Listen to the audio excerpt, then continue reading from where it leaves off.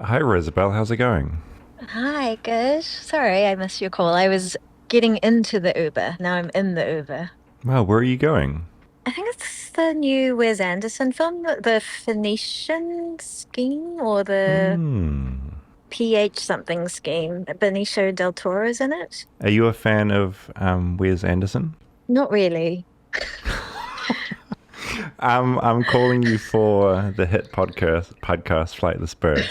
The podcast, you can I, say that again. I can't, I'm struggling to get my words out today. This whole day's been a struggle. We're doing an episode about Subway, the restaurant chain. Uh-huh. I have a really sweet Subway story. A friend of mine was once telling me about how her granddad was really excited about this new cafe that had just opened up down the road. Hmm. And he was like, it's so great. They like make everything fresh on site. They really listen to what you want. And she was really curious. And she was like, what is it called? And he was like, it's called Eat Fresh. And eventually she visited him and he took her and it was a Subway. But I thought it was really sweet. Eat fresh is a good slogan. It is a good slogan. And it's kind of, is it real? How fresh is this? Are the ingredients? You're going to investigate this? I'm going to investigate it because I think it's like it is amazing they've made like the idea of Subway is it's healthy and but it's a sandwich which is just a lot of bread which isn't all that healthy. So how have they managed to do that? Because of all the lettuce. All the Yeah. lettuce. If you just tell people eat fresh enough, eventually they will think they're eating fresh. If McDonald's said eat fresh for like Yeah. decades, I think the American public would be like, "Oh my god, this is so fresh." I mean, the thing is, they're not actually saying that their food is fresh. They're just saying you should eat fresh. So What do what's the you problem? What do you mean? They're just saying eat fresh, but they're not saying that their food is fresh. Well, it's like just do it. It's not like that's just like this. That's just like their motto. Yeah, you sound like your Subway's lawyer. Taken to court. It's nothing to do with our food. It's just in general. Fresh is all subjective, isn't it? You know. I just realized that I didn't write an intro for this episode at all. It's just I go to my laptop to read it. I'm like, I'm David Farrier. Got stranded in America. I mean, what is it to say except this is a Subway episode? Eat fresh. Eat fresh.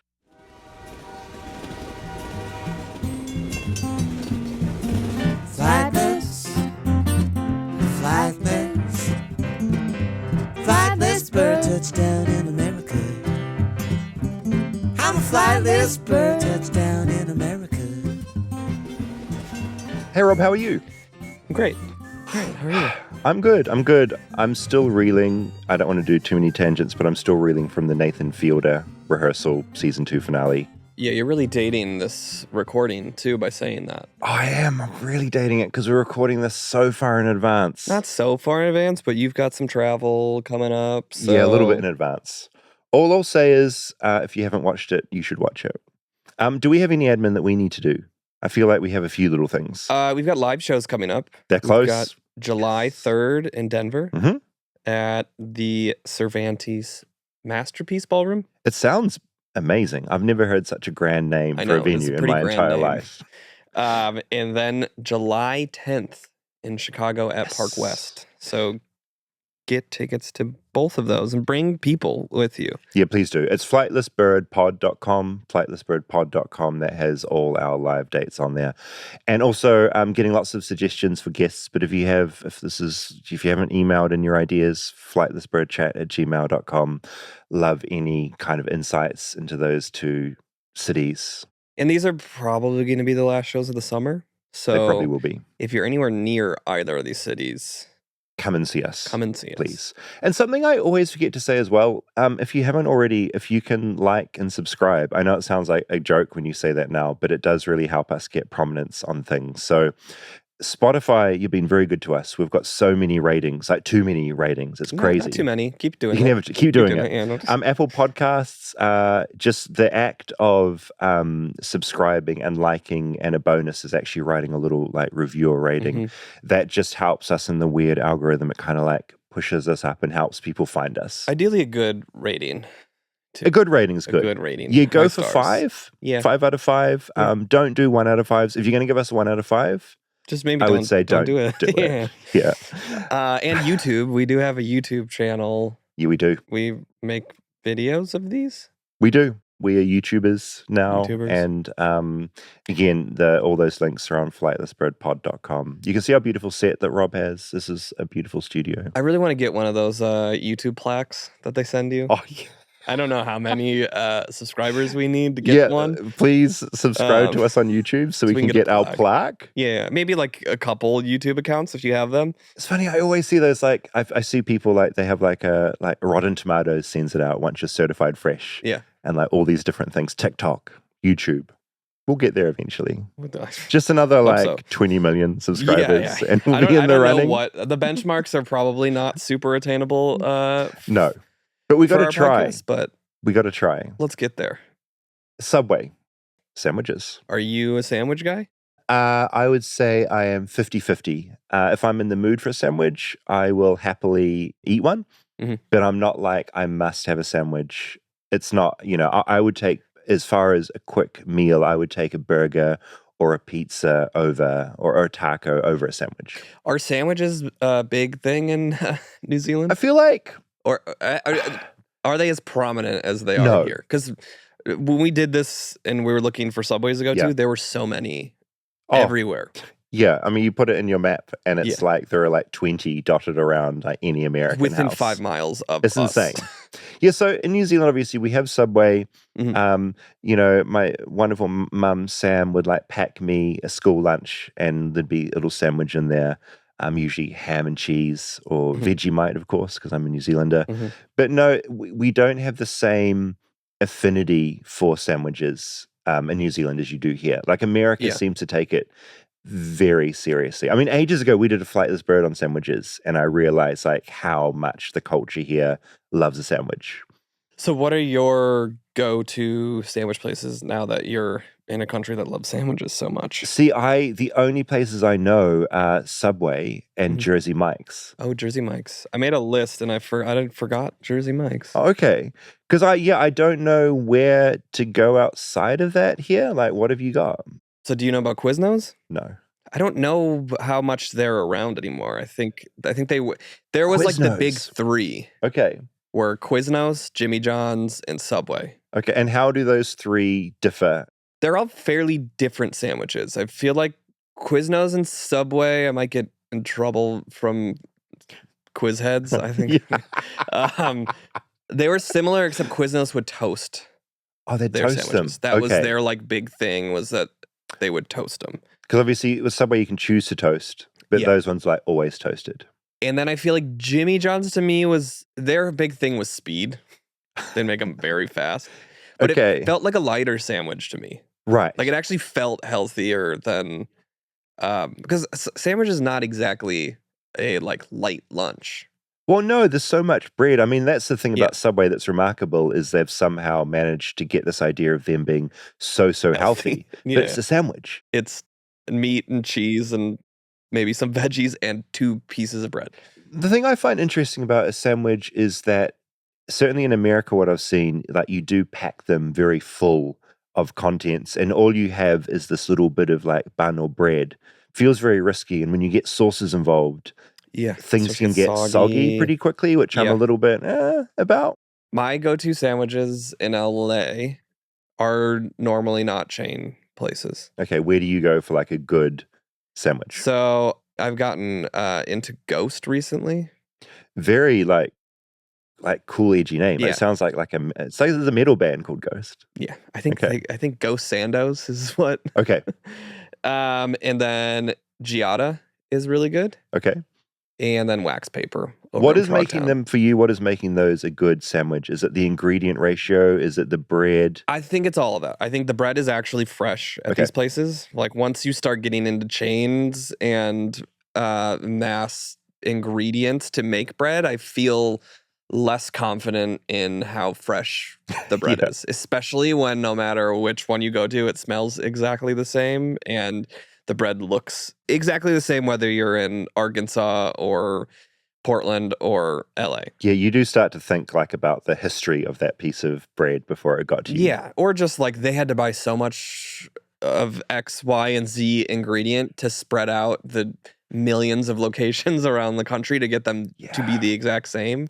Thinking of Pam making me little sandwiches to take to school, do kids in America, like, do they still have sandwiches? Like, would you give your kids sandwiches? Yeah. Vinny's peanut butter and jelly Classic. sandwich guy. A very American filler, Yeah. peanut butter and jam. We also had that in New Zealand. Well, so when you were a kid, were you adventurous eater or? No, I feel like I wasn't. I've become a bit more so, but I still love my default. Like I find a flavor and I will just repeat that flavor. Yeah, I was extremely picky as a child. Hot dogs without the bun, pepperoni sandwiches were my like go-to. Just bread and pepperoni only though. I don't want anything else on that. That's so interesting because at the moment I feel like you were so adventurous. Like you go so widely. Like when did that kick in? Like did your taste buds shift and change? I was thinking about this when we were talking about doing this episode. In my 20s is when I like discovered food and that like, oh, there is a world out here. Yes, and how big it is. And I like a lot of it I think was like getting into cooking shows and seeing kind of the craft behind it. And I don't know if it was just because I was at an age where I could appreciate it when I was eating these things for the first time that it got me really into it. But yeah, my mom would make like, it was bread with butter and cinnamon sugar on top. Oh my God, that's wild. I mean, that's amazing. Yeah. Like as a kid, like I would hoover that shit up. Yeah. Is that a sandwich? I don't think I would. That's like, I think I ate it as like a meal. Oh my God. But it sounds like a dessert to me. It's funny the myths that were around meals like as kids. Like I remember thinking orange juice was really healthy and that's how you got fruit. Yeah. And my parents agreed. So I ate so much juice, drank so much juice. It's not healthy. It's sugar. Yeah. I'm not talking even freshly squeezed. Yeah. I'm talking like cordial. Just the idea of like what is seen as healthy is a little bit crazy. Cereal, the other thing, like cereal marketed has been like you can't start the day without cereal, which sounded like a good idea, but no, it's just like big brands being like, have our sugary, horrific products. Well, and that marketing, such a lie. The marketing of being deceptive with how healthy, I mean, which gets us right into Subway. Eat fresh. Like the whole Jared thing, which, well, maybe save the whole what happens to Jared for the end of this. I can't wait to talk about But the idea of this man, when he came onto the scene, did you have Jared in New Zealand? We had Jared in New Zealand. And he was this overweight man that started eating sandwiches every day and lost weight? I did a little bit of like digging into Jared. So Jared Fogle, 1999, he first came to sort of the public's attention. There was an article in the Indiana Daily Student written by a former dorm mate of his, basically about him losing weight because he started eating Subway sandwiches.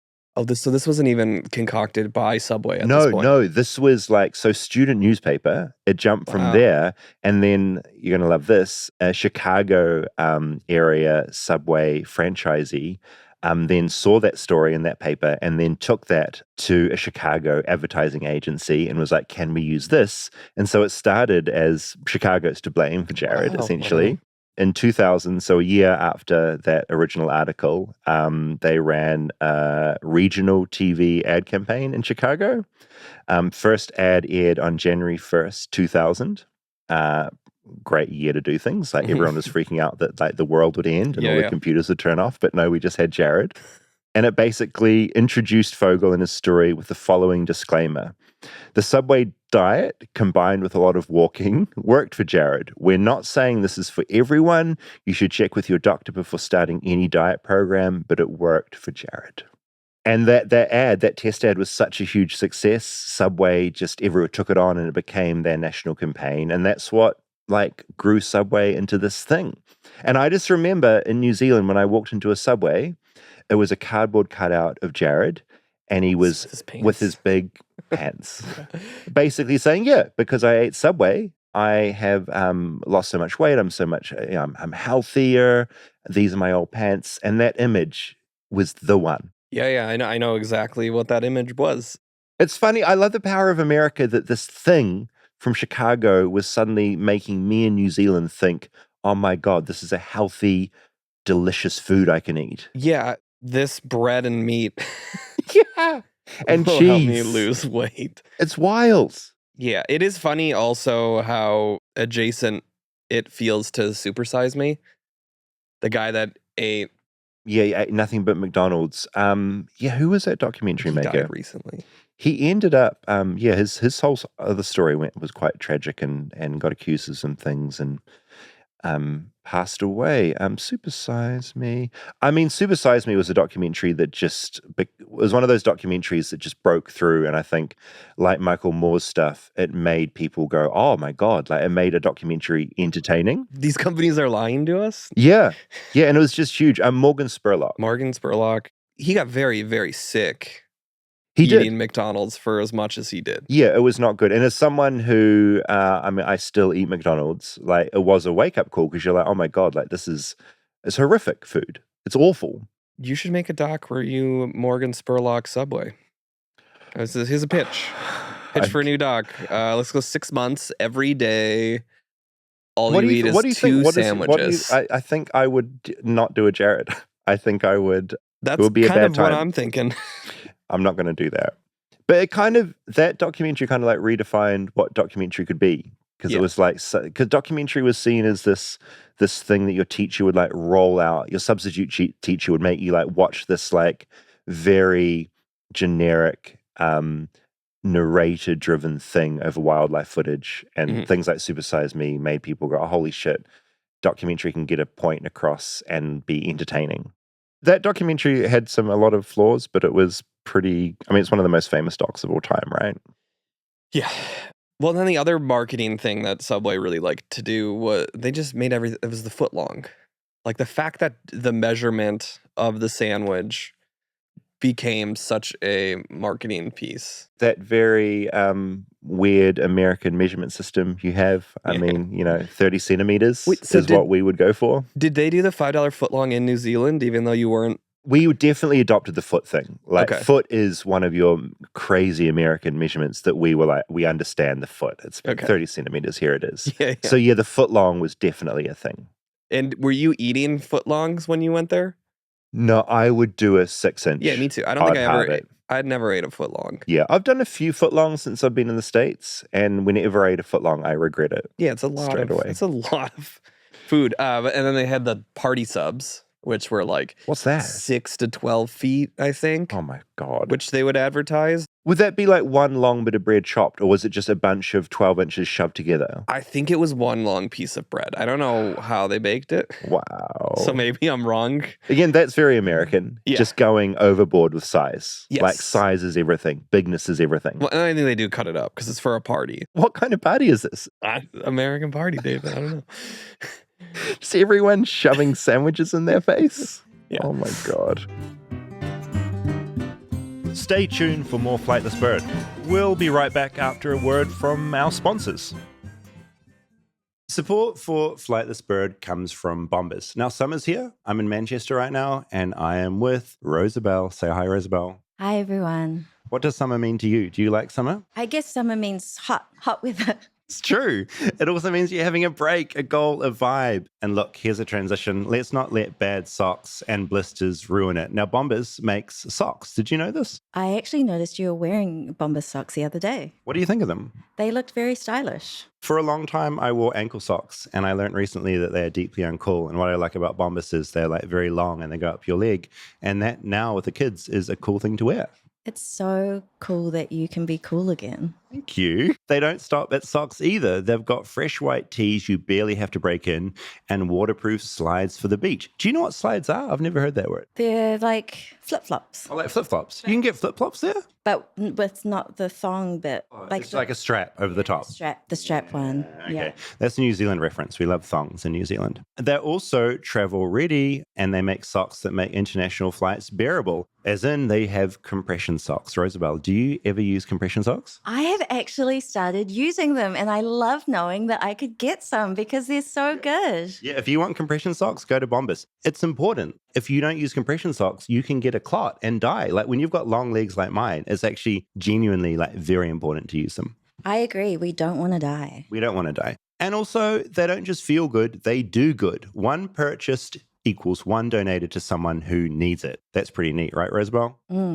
It's taking a sip of gin just then, but you got it in. You can also find Bombas abroad. Good news for you, Rosabelle. You live in New Zealand, you're in Manchester right now. This is good for you. Along with the US, they now ship internationally to over, guess how many countries? No, tell me, how many? 200. Wow. So, look, let's cut to the chase. Head over to bombas.com/bird and use code BIRD for 20% off your first purchase. That's BOMBAS.com/bird at checkout. Bombas.com/bird and use code BIRD. Good job, Roswell. Thank you. Support for Flightless Bird comes from Thrive Market. Now, lately, I've been trying to clean up the way I shop for groceries, not just for my health, but for my budget as well. I was getting tired of just standing in the aisle trying to read every ingredient label, only to end up overpaying for just a few healthy items at my local. That's when I gave Thrive Market a shot. And honestly, it's been a total game changer. I'm getting the same high quality brands I love, but for way less and without compromising my standards. Thrive Market is basically your favorite health food store, but online and way more affordable. I'm talking about premium brands like Primal Kitchen, all delivered to your door and up to 30% less than what you'd pay at traditional stores. The site's super easy to shop. You can filter by diet, like gluten-free, paleo, keto, low sugar, whatever your thing is, and you're not wasting time reading every label. And the shipping, it's fast and carbon neutral. Plus, when you sign up, you get to pick a free gift worth up to $60 with your first order, which, by the way, is a pretty great way to try something new. I've found a bunch of granola bars on there and a shampoo and conditioner that I really like. Didn't expect to find them there, but I did. I basically use it because I can find the things that I want all in the one place, and it fits my budget, which is really important to me. So, skip the junk without overspending. Head over to thrivemarket.com/bird to get 30% off your first order and a free $60 gift. That's thrivemarket.com/bird, thrivemarket.com/bird.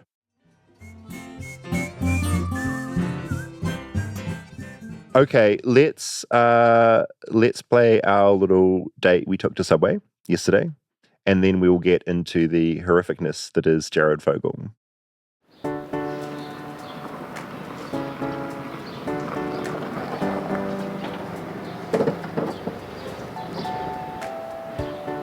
Okay, so we've just pulled into a strip mall, you'd call this? Yeah, this is the most Subway of locations. This looks exactly like every Subway that I went to as a child.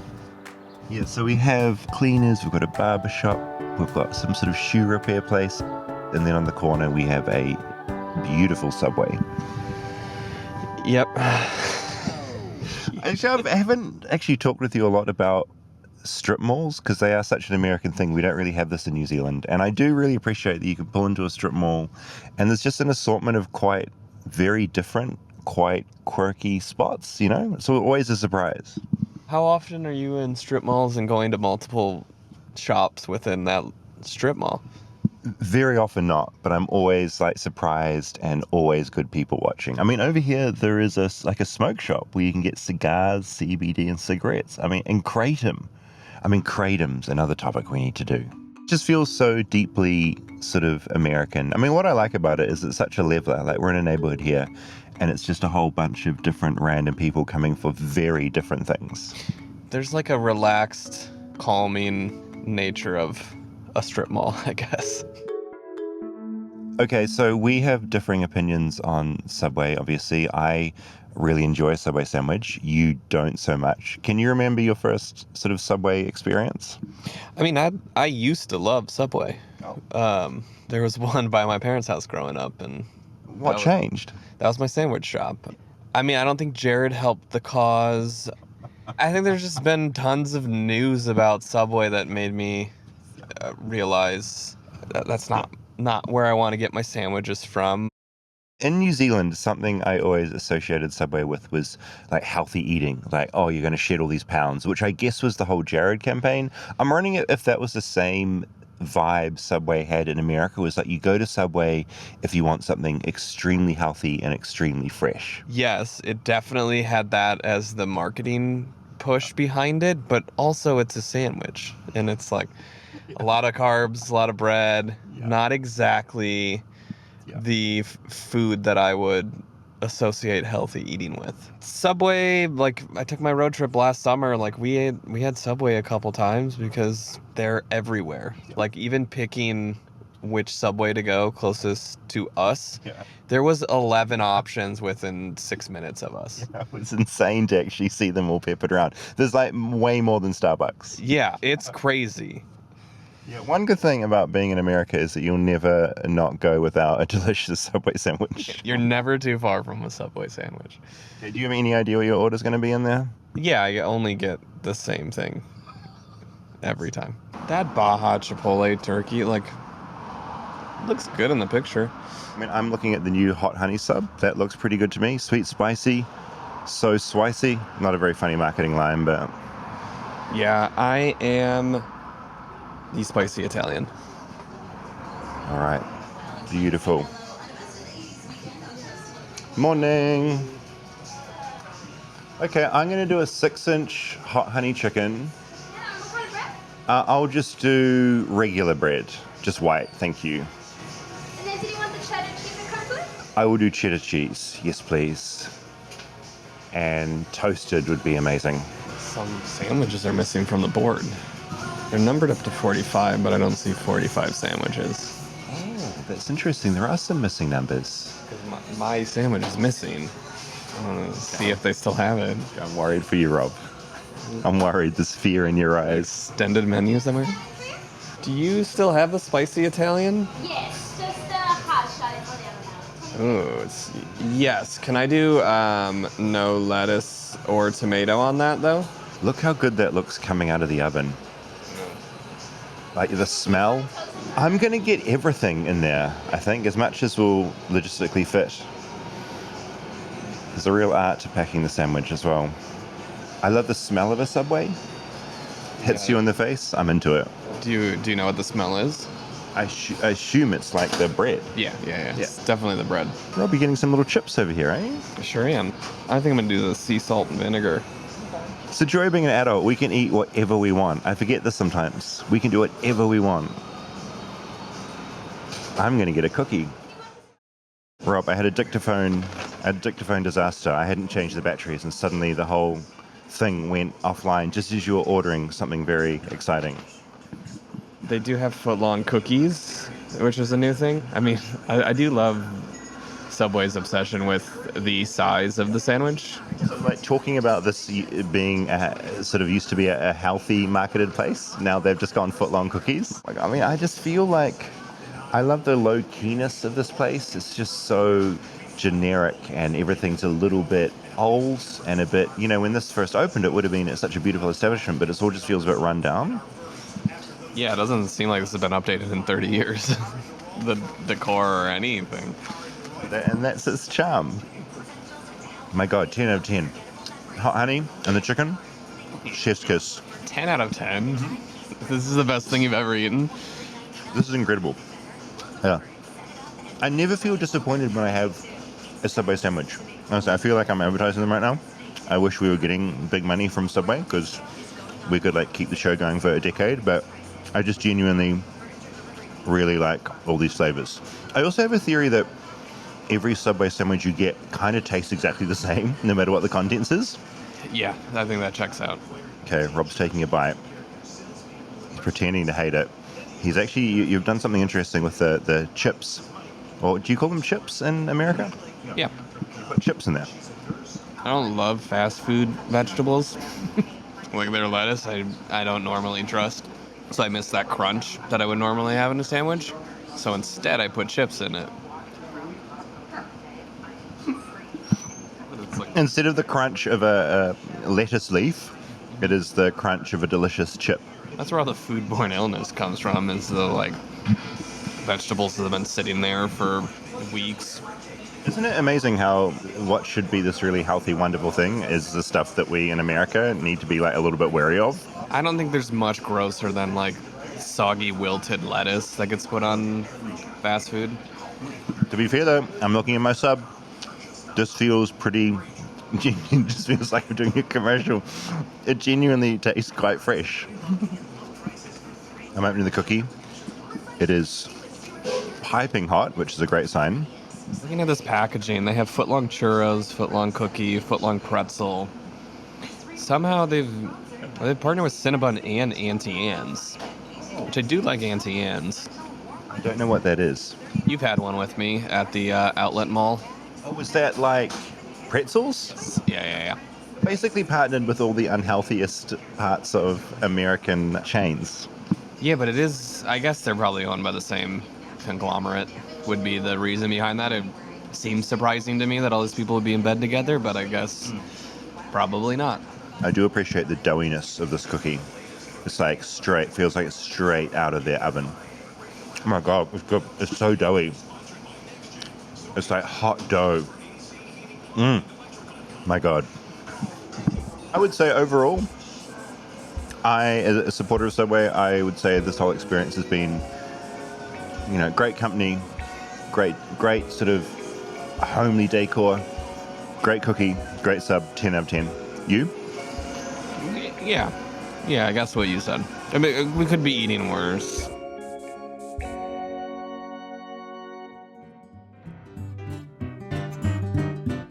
Stay tuned for more Flightless Bird.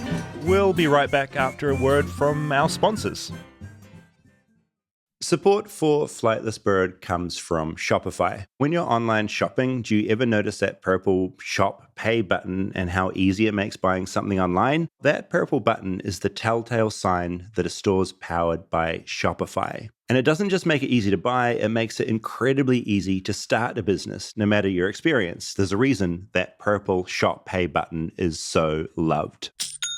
Shopify is the commerce platform behind 10% of all e-commerce in the US, from household names to brands just getting started. Shopify gives you that leg up from day dot with hundreds of beautiful, ready-to-go templates to express your brand style and forget about any code.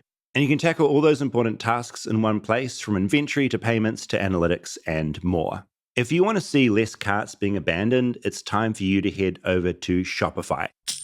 Sign up for your $1 per month trial and start selling today at shopify.com/bird. Go to shopify.com/bird, shopify.com/bird.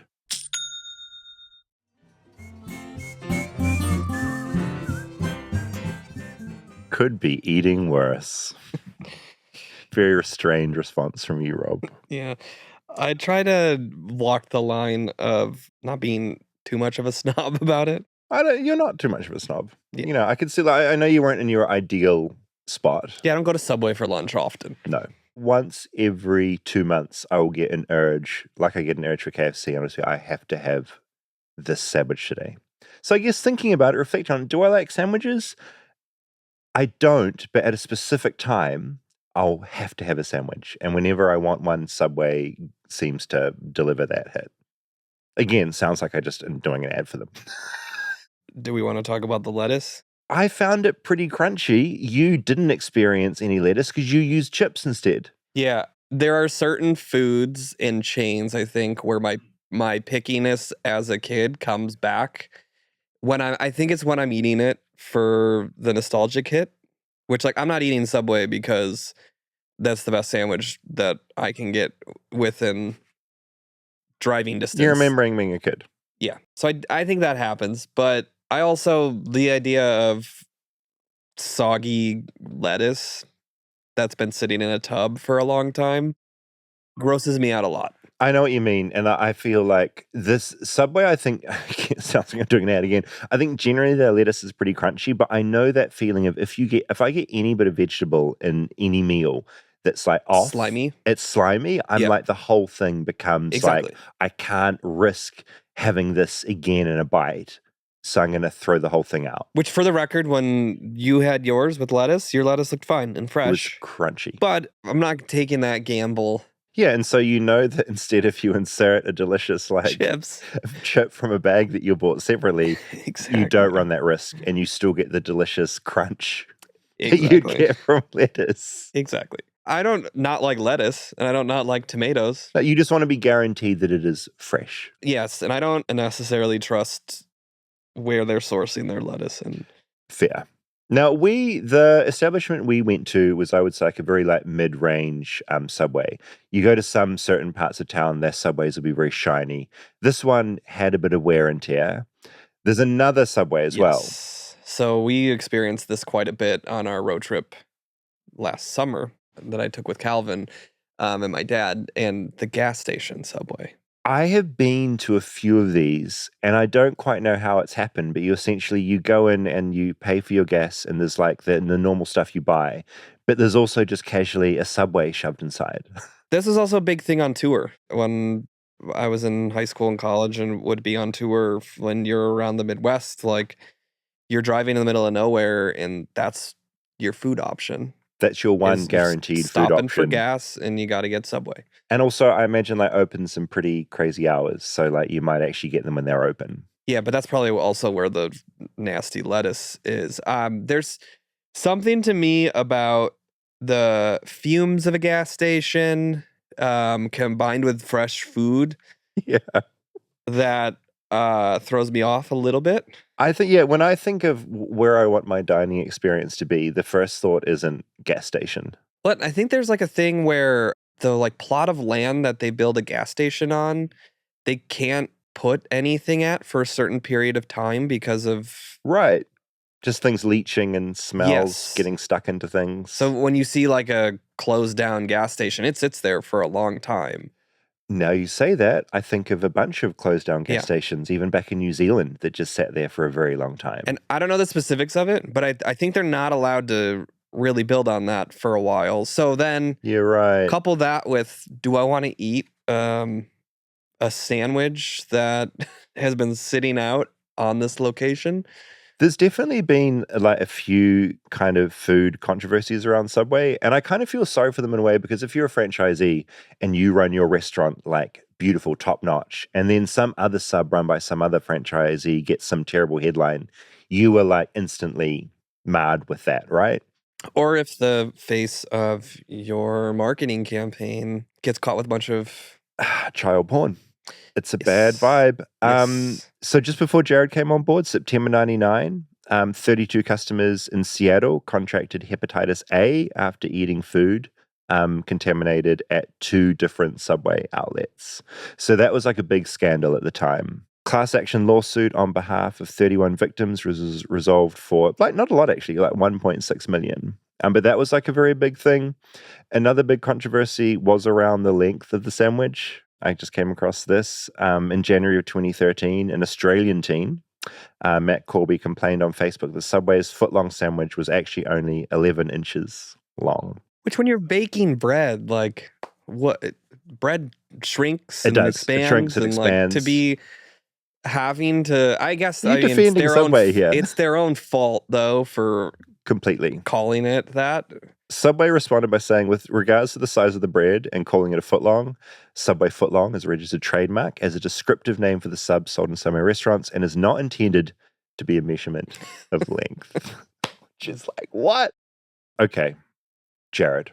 Something very dangerous about sinking your entire image into an actual human man. Yeah, real person. A real person, because real people they're wild cards and you don't know what they're going to do. And in Jared's case, I think probably did the worst thing a front person could do and was caught with a bunch of child pornography. I mean, can you imagine the Subway meetings, like head office, the PR firms going, I mean, that would have been an insane day. Yeah, it's an absolute worst case. Do you remember that happening, that news story breaking? I remember headlines. I remember like photos from outside his house on the news articles. So rough. So already said this earlier, 1999, he did his article in a local paper about getting thin. 2000, they tested the ads. Then they went everywhere. He appeared in advertising campaigns for 15 years, starting in the year 2000. 300 commercials, so 300 different shoots for Subway. So he is their thing. In 2002, you knew how big he was because he got his own South Park episode. Yep. It was called Jared Has AIDS. He basically announces he lost weight because he has AIDS.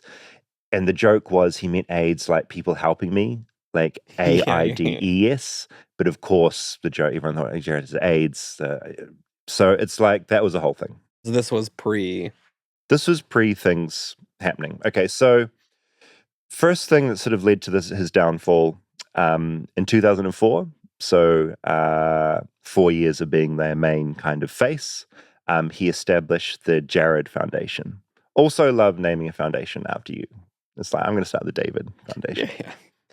Yeah. It was a nonprofit focused on raising awareness about childhood obesity, which was his whole thing. Is he maybe the most famous Jared at the time? I would say, yeah. Jared Leto. Yeah, that's probably. Are there any other Jareds now? Oh, Jared Padalecki, Jared Allen, football player. Okay. For some reason, Drake Bell is listed here because his first name is Jared. Okay. Drake Bell. I'm looking through famousbirthdays.com. I don't recognize any of these Jareds. Jared Kushner. God. There's not a lot. I mean, yeah, Jared from Subway he was a big deal. Just wanted to establish the Jared Foundation couldn't have been maybe confused for more reasonable than starting the David Foundation. Yeah. That was more what I was trying to. So he did that established that in 2004. 2006, he wrote his big book called Jared the Subway Guy, Winning and Losing, 13 Lessons for Turning Your Life Around, which has a lot of 1-star reviews on Amazon.com. Weirdly, looking through a few reviews like recently of people reading it and really enjoying it and like still seemingly unaware of like his background. Wild. Yeah, that's wild. Of people finding the book and not realizing. Someone that bought this recently as a lifetime dieter, this is an Amazon review, as a lifetime dieter, I didn't think I'd be able to learn much from a college kid who lost weight. I mean, this sounds like a bot review, to be honest. Yeah. Learn much from a college kid who lost weight by eating only sub sandwiches, but I was so wrong. In fact, I was astounded by how much I related to his story. This must be a bot review. That can't be a real human. Who's buying bot reviews for Jared's biography? I wonder who's making money from Jared's biography right now. Is he still getting like kickbacks from that, or is Jared that going Foundation back to Subway? Still exist? The foundation does not exist. Okay. So in 2015, the director of the Jared Foundation, so one of Jared's employees, Russell Taylor, was arrested in Indianapolis on charges of child exploitation, possession of child porn, and voyeurism. So basically his employee was the first to go down, and that is how they started involving Jared in the investigation. So this is saying he was worth roughly $15 million at that point. Russell Taylor, his employee, went down. But then also way back in 2007 was the first time that Jared came to his name came to state and federal law enforcement agency. Because a journalist and radio host at the time told the Sarasota Police Department that Jared had made lewd comments about middle-aged girls. So this was kind of bubbling around 2007. So when his employee went down in 2015, the police already had Jared on their radar, and they basically found out that he and his employee were both sort of in cahoots. In 2015, the FBI raided his Zionsville, Indiana residence and arrested Jared on charges of distribution and receipt of child porn. It's all pretty horrific. So just reading from the press release that justice.gov put out, he was sentenced after being convicted of distributing and receiving child porn and traveling in interstate commerce to engage in unlawful commercial sex acts with minors. Fogle was 38 at the time. He was sentenced to 188 months, that's 15 and a half years, in federal prison. That's all he got. That's all he got. For, a lot of material that he'd gotten off his employee. So his employee had been, was the one that had all this material. Yeah. He then gave a lot of it to Jared. Jared had that on his computer. But and then Jared also traveled. To engage in sex with a female minor. All this stuff is so awful. And Jared tried to put it all off on the other guy, but he was very much mixed up in the entire thing. So 15 years? 15 and a half years. 15 and a half. So when is he? So he is going to get out. Earliest possible date is March 24th, 2029, which isn't that far away. And he is going to be, everyone knows Jared, so that's going to be a weird life. He's already been beaten up in prison a few times. being out of prison is going to be a very awful experience. He also seems like, not to state the obvious, but like he's kind of just a fucking idiot. In 2017, he tried to get all his convictions quashed. Do you know the whole sovereign citizen movement? So sovereign citizens, it came out a lot during COVID. It's a group of kind of deranged conspiracy theorists saying the law does not apply to us. They think they've got like a legal loophole where they're like, I am a sovereign citizen. You cannot arrest me. You cannot tell me what to do. And so he used the sovereign citizen argument to try and get off all the charges. The judge was like, shut up. You're a pedophile. Go back to prison. Yeah. His wife divorced him at that point. He was married. Yeah. In 2022, he wrote I like that there's a letter. Updates about Jared. Yeah, he wrote a letter in 2022. You're gonna read it? Not gonna read it because like screw. I'm not like screw that guy. Yeah. He's trying to get the public on his side, get sympathy. Yeah. So screw that guy. So that is the subway disaster, and I'm curious here in 2025 if that's still sitting in the back of people's minds, or it doesn't sit in my mind. Like until I started thinking about this episode, I'd kind of forgotten about Jared. Yeah. And I think most people probably have. No, I still think about it when I mean, I don't know if that's just because we're just annoying liberals that like we both are. Chick-fil-A, like I don't like to eat at because I know their stance. Yeah. Horrible anti-LGBTQI. Yeah. And even Jimmy John's, which I mentioned earlier, like the owner of that, there's like all these pictures of him as like a big game hunter. So like I've thought twice when looking, I want a sandwich and like, do I want to pick this place or that place? Yeah. Yeah, that all comes into your mind. And I guess in some way, Subway enabled Jared and gave him resources to do a bunch of shit. You know? Well, I mean, I guess that's what makes it a little trickier. He's not profiting on it anymore. No. Like he's not an employee of Subway. He was in someone endorsing the brand hired to. Completely.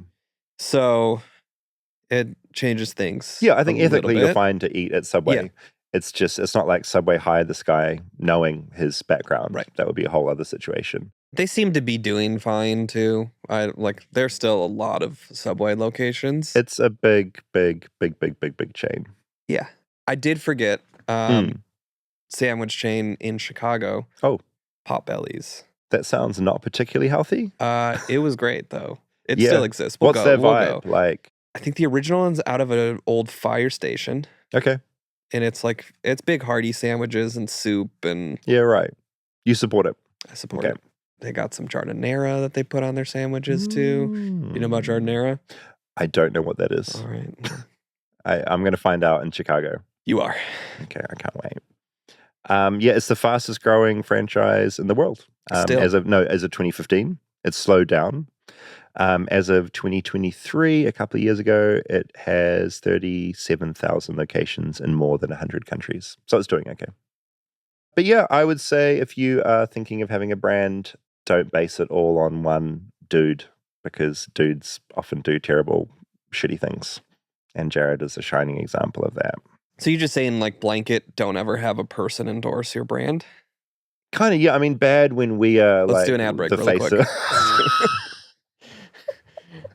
It's so good. I mean, we kind of are stuck. But if you've got a brand that doesn't have to have a face, I think that's a bad. I don't think. You don't think you can put a person in front of your brand? I think you can. I think that's totally it's worked out fine with Michael Jordan. If there's a reason, like Michael Jordan is an amazing player, right? Like you're watching him. If you've got a brand, like McDonald's has like this generic like clown, right? He's not. If Ronald McDonald isn't like a man, like imagine if McDonald's went out and found an actual clown, like a man. You're like, that's Harold the clown. That's the McDonald's guy. I mean, that would be dangerous. Ronald McDonald. Was he ever a real like one guy though? I mean, I'm sure originally it was one guy. Okay, Ronald McDonald. I think most people aren't going to turn out to be child porn sex traffickers. This is very true. That was worst possible scenario. Yeah. But I also think it's not worth the risk. Like, if a person is flawed, like what other brand has a person? Well, like a lot of brands have Do people they? that Like are. Geico, like AT&T, Ryan Reynolds, I AT&T guess. has Milana Van Traub, Okay, I the don't know who AT&T that is. woman. No, I mean, maybe there are. Okay, so there are people that are like the face of a brand. Yeah, I think there's a lot. I think what gets interesting and tricky when you become like Allstate has the one guy. There's an Allstate guy. There's an Allstate guy. Okay, oh no, I'm wrong then. yeah. I just They haven't have- noticed any of these Yeah. guys. So a lot of people do this. A lot of people do this. I Okay. mean, I think it's a little different when it's here's this guy's story. Like a lot of people that are the face of things are characters They're still. actors. Yes, they're playing a thing. actors and they're characters that are this thing. Like Yeah. the Allspice guy. Right. is That's a- right. He's this Yeah. actor. Yeah. Maybe that's the advice. Don't get a real random I also guy. don't hate the let's have a normal person representing this brand. If like I mean, you- maybe you that's a good want- thing. you want like the And every everyman person. to be the representation of your brand, that's not a bad thing either. This is true. Like Yeah, no, personal you're brands, I right. think are also fine. Yeah, maybe. Okay, you're proving me wrong on this. I think I was like too far down the anti-Jared bandwagon and thinking like you should just have no one fronting your thing. But it's fucking everywhere, and also not everyone is a pedophile. Yes, That's the lesson we learned from Yes, today's. Not everyone's a pedophile, David. Lesson we learned from today's podcast. So yeah, Subway, aka Eat Fresh. Eat fresh. If you have eaten at Subway recently, if you've had a good or terrible experience, Take a picture of Take a you with picture, your email sandwich. us. Send it to us. Tag us in it. flightlessbirdchat@gmail.com. Doing a Lady in the Tramp, eating from either end of a footlong, that kind of we thing. missed out doing that. Oh, we did. We'll have to go back again. Okay, feedback. Love reading all your emails to flightlessbirdchat@gmail.com. Dawn, she wrote in. This is a flashback to our opossum episode from quite a long time ago now. She said she was on a walk and she heard what sounded like a sneezing sound coming from the bushes near someone's driveway. A That's baby creepy. possum was wandering around, looking confused and scared. I knew from your Flightless Bird episode that the mum wouldn't be coming back, so I called the San Diego Humane Society, which she Googled to find. Within 30 minutes, a friendly officer arrived. She informed me that the sneezing sound was a baby possum trying to communicate, looking for his mum. The officer assessed him, put him in a padded carrier, and took him to the rehab center. Everyone is happy. Please see these pics, and she included a very cute photo of the baby possum. If you ever find a baby possum, just call your local rehab and someone will come and help. The Tops episode is still getting just endless Some comments. feedback. Whitney said, the entire time I was trying to ignore the bins looming in my closet. Backstory, my last partner had a bit of a problem. Probably a bit of wonderment thrown in there. Probably some hope that it was investment for later. Unfortunately, he passed away unexpectedly, and I was left clearing out an entire collection of cards, signed baseballs, autographed mini football helmets, you name it. I gave away several to fans of particular teams, but right now my husband persuaded me not to give everything away, so it's in a slightly smaller bin. I have to say, these only have value for people who value them, and maybe it's time, after listening to your episode, to revisit the bin and find a way to get rid of some of the stuff that I don't have a love of and give them into the hands of people who do. I thought that was a nice sentiment. Amber wrote in about our live Portland episode where we talked Oregon Trail.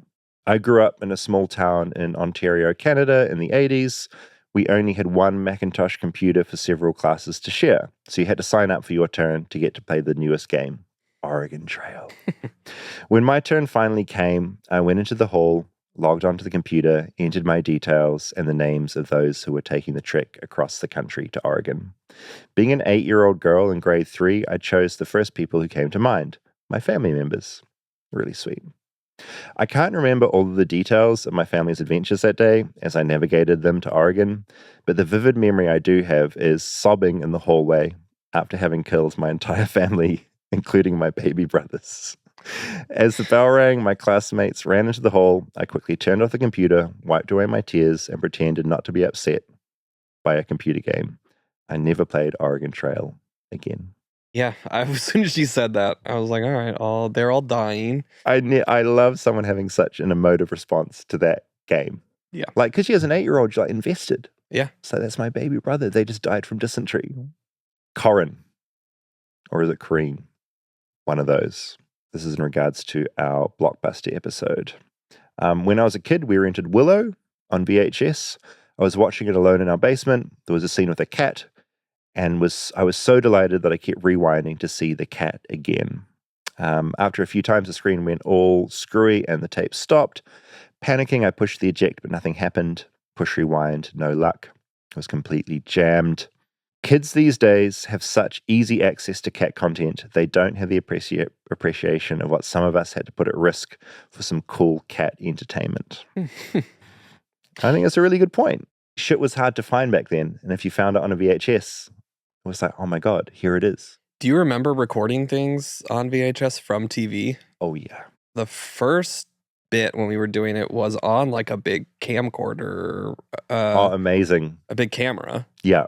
That you would plug into the TV. Yeah. And just hit record. Uh-huh. And then they finally made VCRs that you could record and schedule, right? Yeah, our VHS player didn't have a schedule system built in, but I would, because X-Files aired at 9:30 in New Zealand, and I was allowed to watch the first half hour until 10 p.m. And then I hit record on the VHS, went to bed, desperately wanting to know what was going to happen, and then I'd wake up early in the morning before school and watch it back. That sounds very much like you. I mean, it's so funny, like, kids don't know how lucky they are being able to watch. Like, we used to have to sit down at a certain time to watch a show.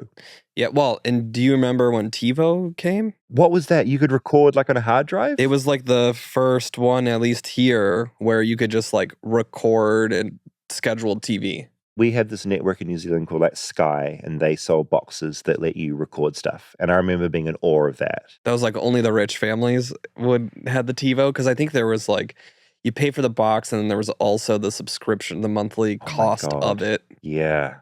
So much money to be made off that. It also makes me think, like, we were talking before, like, we've both been watching Last of Us, right? Yeah. We love that show. I've been just waiting for the rehearsal. And I think something special about some of those shows is, same with White Lotus, is it comes out on a certain time every week. And that is part of the like excitement of how TV used to be. Eventizing, watching it is still like, we still do that with like Survivor. It's like Wednesday night, like we're gonna reality does that so well, right? Although it does get really annoying watching it live because then you have to sit through the commercials. Like we used to. Yep. When we were kids. Another great thing about recording stuff on VHS, you could fast forward through the commercials if you watched it the next day. Yes. But I also feel like because people can fast forward through commercials now and they know that a lot of people are just recording it, they've made them so often in so many commercials now. Right, they're interrupting so much of the experience. It's crazy. So it feels different. Maybe it's just because we've gotten spoiled and don't normally have to have commercials, but it feels like a crazy amount of commercial breaks. I think it's definitely a thing. I get that in my viewing experiences. Yeah, so now you have to do the thing where you start it like an hour later than it airs so that you can fast forward through that part. My God. Jessica wrote in about collector's cards as well, and I thought this was really fascinating.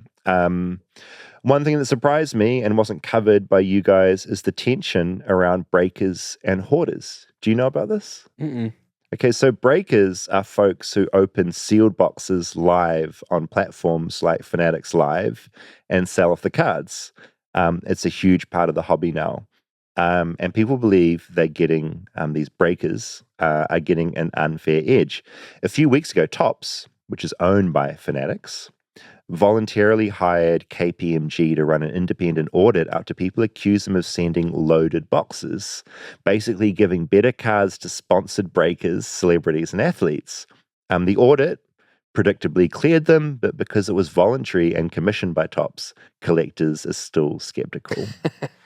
Yeah. I'm fascinated by this whole thing. Yeah, I mean, the whole like internet incorporation into trading cards now, we were more talking about totally. old-time collecting. I just interesting love the whole learning world. about like the culture that goes so deep. She went on, KPMG's report didn't say loaded boxes definitely don't exist, just that there was no evidence that Topps intentionally distributes them to specific people. Personally, I get both sides. If someone opens a ton of product, of course they'll get more hits. Probability is on their side. But at the same time, breakers and big resellers grab so much inventory that it limits access for casual collectors or kids just getting started. I mean, that just made me want to be a breaker so that Topps would send me all the best cards. Should we pivot Flightless Bird into like a breaking channel where we're just like opening cards all day? At the end of every episode, We're we're going to have a box pack. of Topps cards that we're going to open up. So if Topps, you want to send us cards. That are fully loaded with amazing cards. Take some fully loaded We won't cards. tell anyone that you're doing it, but it's going to help our channel. Jen wrote in, I have the distinction of having a wonderful, sweet grandma Grace who loves collecting things. And in this case, she gifted me and my brother each a complete set of the Desert Shield trading cards from both the first and second series. She organized them all in card protectors and in numerical order. What makes me laugh is the idea of my little 4-foot, 8-inch grandma buying these packets, sorting through the duplicates, organizing what she had and pining for what she didn't. There are generals, flags, military shields, tanks, weapons, and various aircraft. This was a mission all on her own, and she didn't gift them to us until the sets were fully complete. Wow.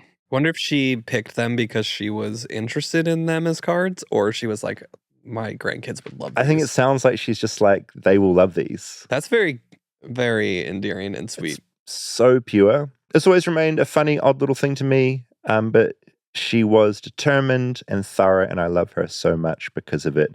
This took her time and money producing 2 full sets of these. It was not a realization I had as a kid when she gave them to us, but a revelation as a grown-up. She's long since passed, so we'll not be able to question her about why exactly she got started, like what was the first card, what was the most difficult to find. I was around 10 at the time, but every now and then I like a chance to share with others the absolute uniqueness of the collection. My dad, there was a period where the quarters, they were putting every state on the back. So it became like collect all the states, and every like couple years the new states would come out. Yeah.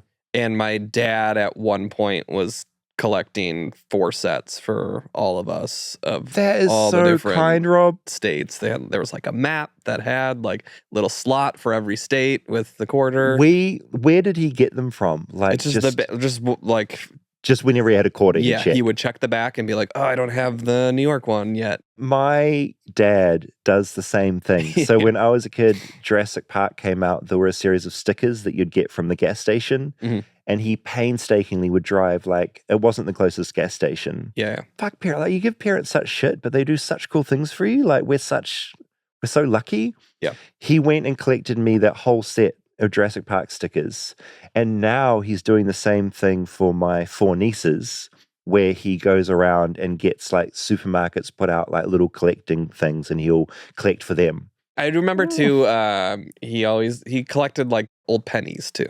Of like you'd check the year and be like, this was from 1903, and the care is like it's funny. I hadn't, when I was reading Jen's story about her grandma, I didn't clock that my dad was essentially doing like the same thing for me. Yeah, man. I gotta get ahead of this and start collecting some things for the boys. You got to figure out what it's going to be. Not gonna be quarters. He'll probably be some like Bitcoin, little Bitcoin, some like online like game stuff as well. So like some virtual axes and things for your kids like video game. Where's Minecraft? So yeah, thanks as always. Love your feedback. Flightlessbirdchat@gmail.com. Flightlessbirdpod.com has our live tickets for Denver and Chicago. Hope to see you there. July 3rd and July 10th. Yeah, looking forward to it. It's coming up. Taxidermists in either places. Yeah, reach out. We want to decorate our set. All right, we'll see you next week. See you next week.